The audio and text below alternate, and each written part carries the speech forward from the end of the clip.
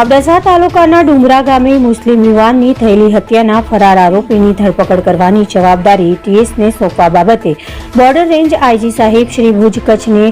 રોશન અલી સાંધાણી પ્રમુખ રાષ્ટ્રીય અલ્પસંખ્યક મુસ્લિમ કલ્યાણક સંગઠન દ્વારા લિખિતમાં રજૂઆત કરવામાં આવી। અબડાસા તાલુકાના ડુંગરા ગામે તારીખ 11/7/2024ના રોજ મોહરમ ઇરફાન મામદ સુમરાની જાનલેવા હુમલો કરીને હત્યા કરી હતી। આપ સાહેબ શ્રીને જણાવવાનું ત્યાંના અસામાજિક તત્વો દ્વારા ગંભીર ઈજાઓ પહોંચાડીને માર મારેલ હતો, જેમાં ઇરફાનને ભુજના જીકે જનરલ હોસ્પિટલમાં ખસેડવામાં આવ્યો હતો। ત્યારબાદ વધુ સારવાર માટે અમદાવાદ હોસ્પિટલ લઈ જવામાં આવ્યો હતો। ત્યાં સારવાર દરમિયાન તેમનું મૃત્યુ થયું હતું। તેના પહેલા ઇરફાન મામદ સુમરાએ કાનૂની કાર્યવાહી કરવા માટે આરોપીઓ વિરુદ્ધ નામજોગ જુબાની આપી હતી, જેમાં કુલ 6 આરોપીઓ વિરુદ્ધ ફરિયાદ કરવામાં આવી હતી, પરંતુ સ્થાનિક પોલીસ તંત્ર દ્વારા આરોપી 6 પૈકી નંબર 5ની ધરપકડ કરવામાં આવેલ નથી અને આરોપી ખુલ્લેઆમ ફરે છે, જેથી તાત્કાલિક ધોરણે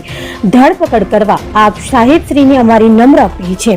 સ્થાનિક પોલીસ દ્વારા 45 દિવસ વીત્યા બાદ પણ હજી સુધી એક આરોપીની ધરપકડ કરવામાં આવેલ નથી, જેથી એવું પ્રતીત થાય છે કે સ્થાનિક પોલીસ આરોપીને પકડવા માંગતી નથી અને ગુનાહિત લોકોને છાવરવા માંગતી હોય તેવું પ્રતીત થઈ રહ્યું હોય, જેથી આપ સાહેબશ્રીને અમારી અરજ છે કે જેવી રીતે એટીએસ દ્વારા મુફ્તી સલમાન અઝહરી સાહેબ અને પોલીસ પર હુમલો કરનાર નીતા ચૌધરી ધરપકડના કેસની જેમ આ સંપૂર્ણ કેસની જવાબદારી અને આરોપીની ધરપકડની કામગીરી પણ એટીએસને સોંપવામાં આવે એ માટે રોશન અલી સાંધાણી, સિકંદર સમેજા, મૌલાના હુસેન મંદ્રા, મૌલાના સલમાન ફૈઝી, સુમરા અલી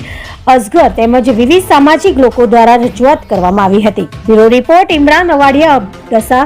કચ્છ। જય ભારત, જય સંવિધાન। આજે અમે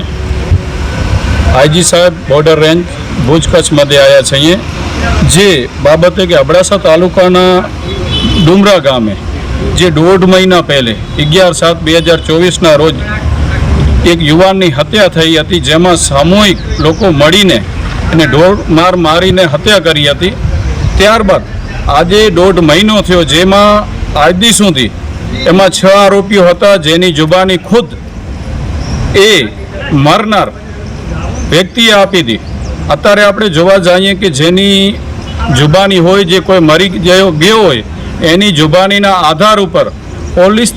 તત્કાલ જેવી રીતે કાર્યવાહી કરતી હોય, પણ આમાં ક્યાં ને ક્યાં એવું દેખાઈ રહ્યું છે કે એમાં ઢીલ દાખવી રહી છે,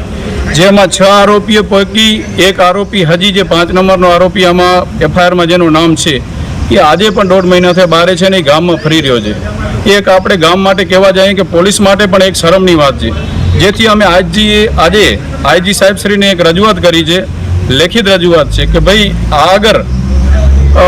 ઉવાના સ્થાનિક પોલીસથી કાર્યવાહી ન થતી હોય ને ક્યાં ને ક્યાં 1.5 મહિના સુધી અગર એના માટે ઢીલ મૂકતા હોય તો અમને એવું લાગી રહ્યું છે કે ગુનાહિત તત્વોને છાવરી રહ્યા છે અને આગળના ગુનાઓ પણ વધે એવી રીતે એને છૂટ આપી રહ્યા છે। જેથી અમે સાહેબને એ રજૂઆત કરી છે કે આ કેસની તપાસ જે એ પોલીસ કને છે એની સંપૂર્ણ જવાબદારી એટીએસને સોંપવામાં આવે અને તાત્કાલિક ધોરણે એ આરોપીની ધરપકડ કરવામાં આવે, નહીં તો આવનારા દિવસોમાં 2 થી 3 દિવસોમાં જ કે આ બાબતે અમને એસપી સાહેબ સામે જે એ છોકરો છાવણીમાં બેઠો છે એનો ભાઈ સલીમ સુમરા, એની સાથે સમગ્ર ટોટલ સમાજ એમની સાથે ધરણા ઉપર બેસશે અને આમરણ ઉપવાસ પણ કરશે। એની તમામ જવાબદારી વહીવટી તંત્રની રહેશે। જય હિન્દ, જય ભારત, જય સંવિધાન।